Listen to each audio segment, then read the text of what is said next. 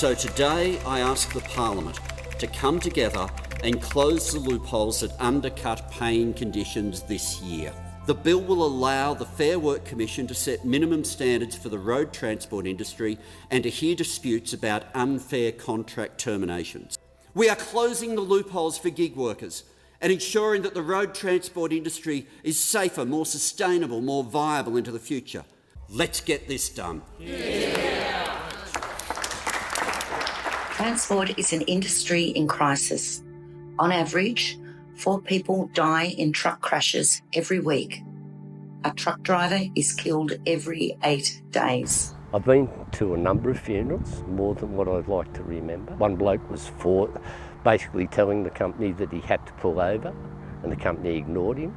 He's run off the road, asleep, hit a tree. The truck's caught on fire and he burnt to death. One of my best mates, Gary, ended his life. And when he done that, I parked my trucks up and walked away from it.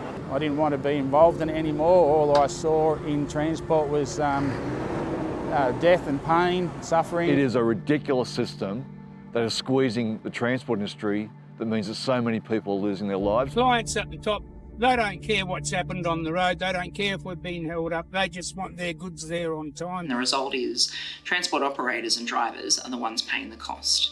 They get forced to skip breaks, stay on the roads too long. They miss doing important maintenance and repairs that needs to happen on their trucks.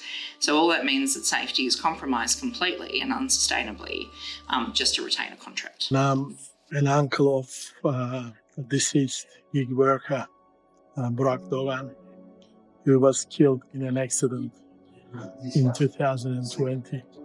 They are saying they are not liable because he was not working for them when the accident had happened.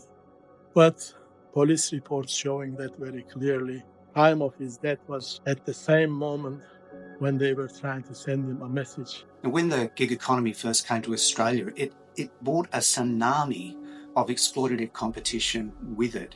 And it's literally killing workers and it's smashing transport operators as well. I'm a rideshare driver over 6 years. Due to the experiences I've had of abuse, feeling unsafe, putting stress on my family, so I have to work longer hours. In my case, I don't have enough money to put away for super.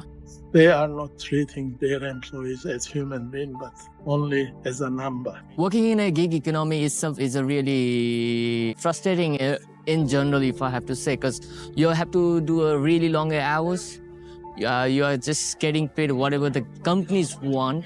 In terms of the job security, there is nothing. The only way to reform this industry is to tackle the top of the supply chain and end gig exploitation once and for all.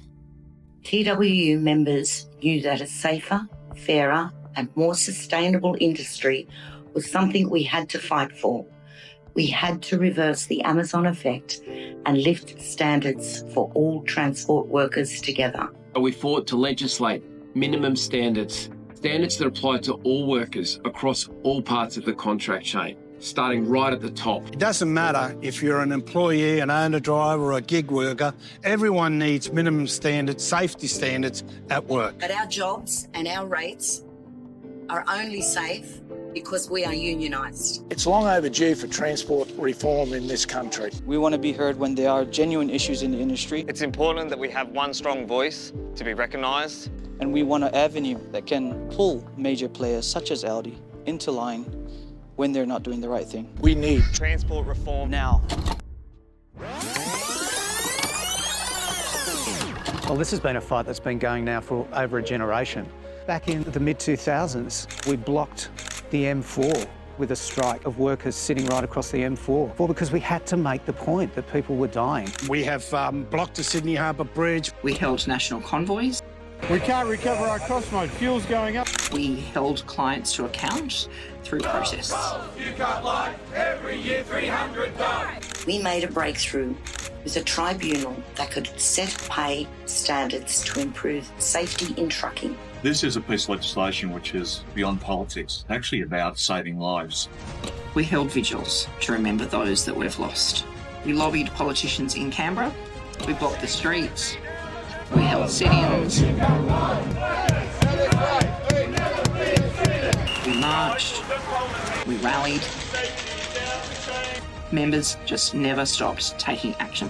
We will, if we are re-elected, abolish the RSRT.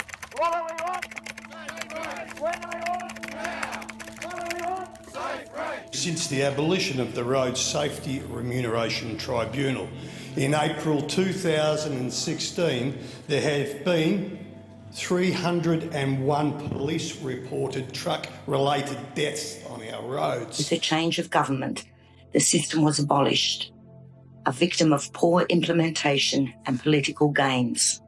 The TWU is known for being relentless. This time, we knew we needed to bring the whole industry with us.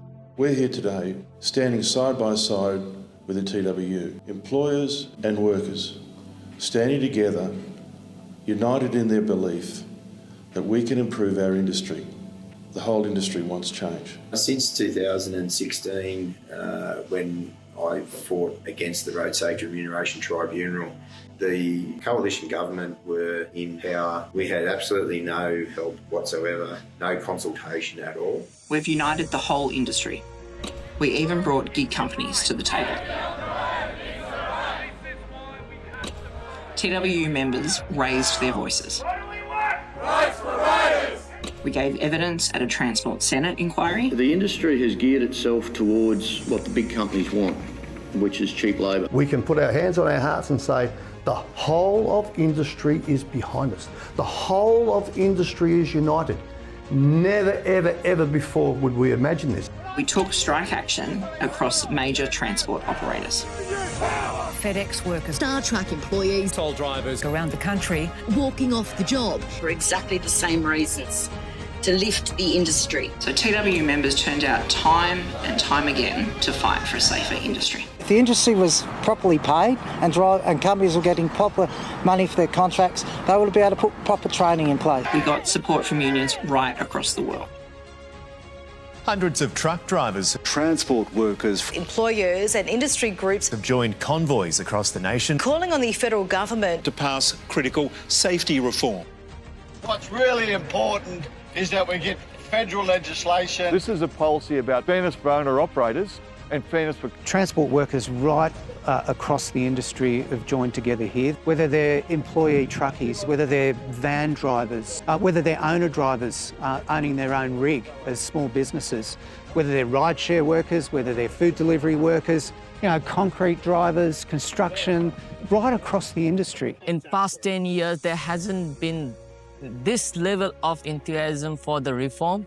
And this gives a hope not only to me, but hundreds of thousands of gig workers around the nation that there would be a minimum standards. The industry's united, we're all together, we need it and we need it now.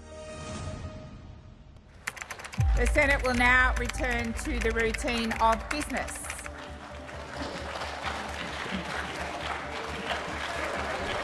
And workers right across transport today, transport workers and their families will be breathing a sigh of relief. They will be so happy that the Australian Parliament has recognised that this change was necessary not only for their livelihoods, but for their lives. 19 years nearly in the Senate, I've just had the greatest day ever. Transport reform now is going to be a reality. Transport reform is going to bring better safety conditions, and we've been fighting this for years. We fought as a union against the race to the bottom. And it was a proud moment when the legislation passed the Parliament. I've been fighting for it for a long period of time. We are the TWU. We never give up. We're here for the long haul. Plenty more work to be done, but we want to make it better. We want to make it safer. We want a job security for all of our transport workers now and into the future. You beauty. We did.